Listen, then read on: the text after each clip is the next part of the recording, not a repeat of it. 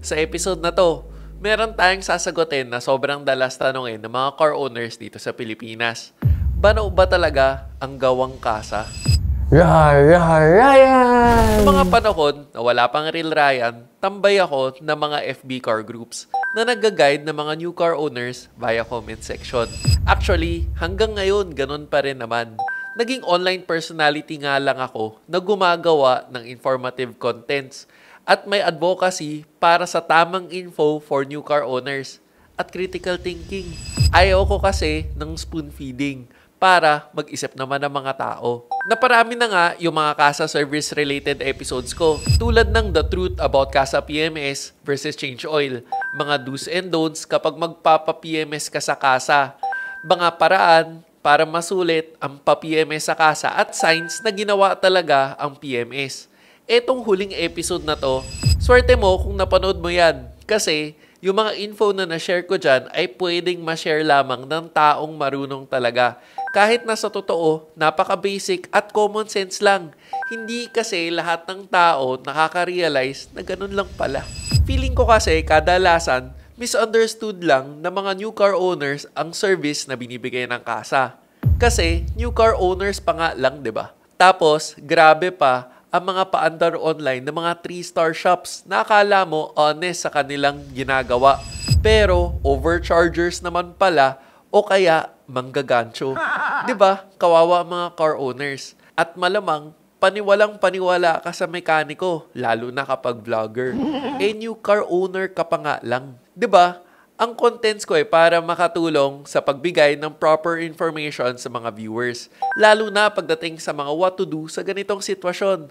Minsan, to promote critical thinking. Kaya don't forget to like the video and subscribe if you support my advocacy. Pag-usapan na natin ang mga common misconceptions ng mga tao bakit bano ang gawang Kasa. At sasagutin natin ang mga to para mapaisip ka rin kung bano nga ba talaga at anong dapat gawin. Disclaimer lang hindi kita pinipilit magpagawa sa Kasa. Kagulong mo, men!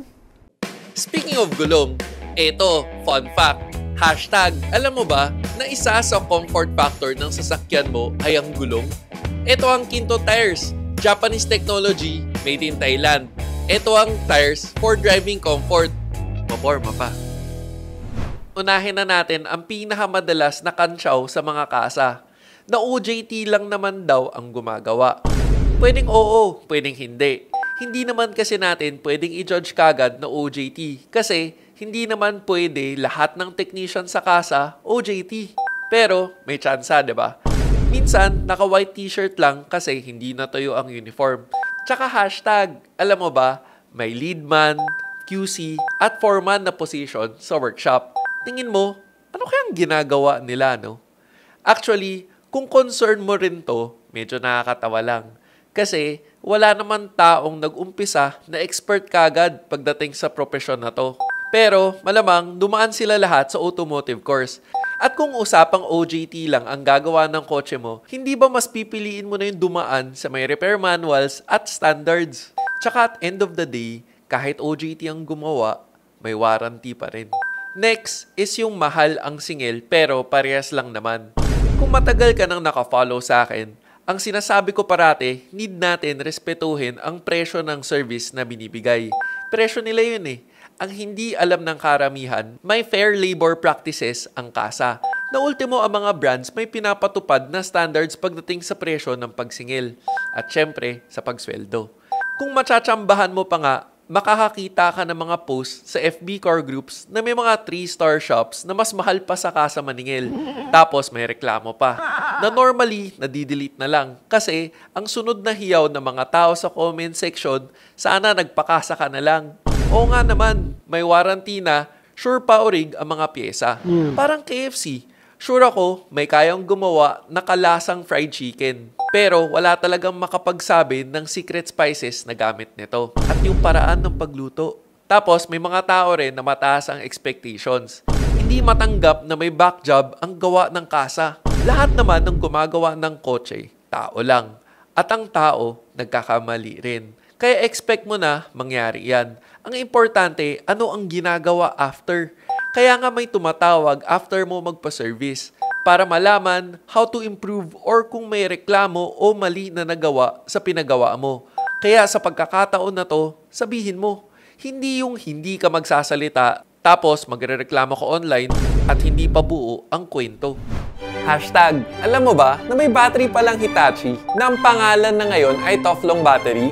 Tapos, ang slogan ng Toflong ay the heart of the vehicle. Kaya dapat, literal na tough na at long-lasting ang battery nila. Mga Japanese talaga, masyadong literal. At ito rin ay ginagamit na OEM battery ng mga Japanese car brands. JDM, number 1. Connected na rin dito yung minamaliit ang gawang kasa kasi puro replace lang at walang repair. Well, kapag repair kasi, walang assurance na repaired nga talaga, di ba? Hindi rin sure kung gaano ito tatagal. Unlike kapag replace ng pyesa, ma-sure na. Kasi, hashtag, alam mo ba, na kapag kasa ang nagpalit ng pyesa nila, may warranty. Sorry, dagdag ko na lang rin ng sandali dito. Isip kasi ng tao, kapag out of warranty ng sasakyan, wala nang warranty ang lahat. Pero kahit out of warranty ng sasakyan mo at nagpagawa ka sa kasa, ang pyesa na napalitan ng kasa, may warranty. Hindi tulad nung binili mo yung orig na pyesa at after 20 days, sira na, wala na kasi pinagawa mo sa labas kahit na orig pa yung pyesa. Sisi ka na lang sa huli, di ba? Tapos, ang isa pang madalas na reklamo, madumi ang car wash. Courtesy car wash lang kasi ito. Hindi naman ito yung premium car wash na car wash talaga ang pinunta mo. Minsan, may ugali rin tayo na kapag ibang tao ang nakahawak ng kotse natin, extra vigilant tayo. Yung dati nang may watermark, masisisi ang car wash ng kasa na madumi ang tubig. Mas pansinin ito kapag bagong car wash. Ito, gusto ko sana ma-share sa mga viewers natin. Sana ma-appreciate natin ang gumagawa ng ating mga sasakyan. Kwento ko lang, isang araw naimbitahan ako sa isang technical school. Wag na natin ma-name drop kasi hindi ko sure kung okay lang sa kanila na sabihin to. Nakwento kasi sa akin ng principal na kumukonte na daw ang interesado maging automotive tech dahil mababa ang perception ng tao sa kanila. Kaya ako mismo, kahit na hindi ganun kahalata, supportive sa mga lumalaban ng patas sa buhay ng mga nagtatrabaho na bumubuting-ting ng kotse. Actually, may scholar ako na technician dati. Dati, kasi nakagraduate na siya at nasa abroad na nagtatrabaho at isa rin yun sa kanyang mga hinaing. Pero alam nyo, kung may Filipino pride man sa larangan ng pag-aayos ng kotse, meron. At kita ito sa buong mundo kasi may Skills Olympics na ginagawa ang mga car brands. At kadalasan, puro Pinoy ang naglalaban-laban, representing different countries kasi doon na sila nagtatrabaho. Kaya kung tatanungin mo ko kung bano ba talaga ang gawang kasa, para sa akin hindi. Ano sa'yo? Gusto ko marinig ang opinion mo sa comment section. Kung nakadagdag info tong episode na to sa'yo, please don't forget to like the video at kung hindi ka pa nakasubscribe, baka naman para parati kang updated sa mga relevant car-related videos. Sana nakatulong.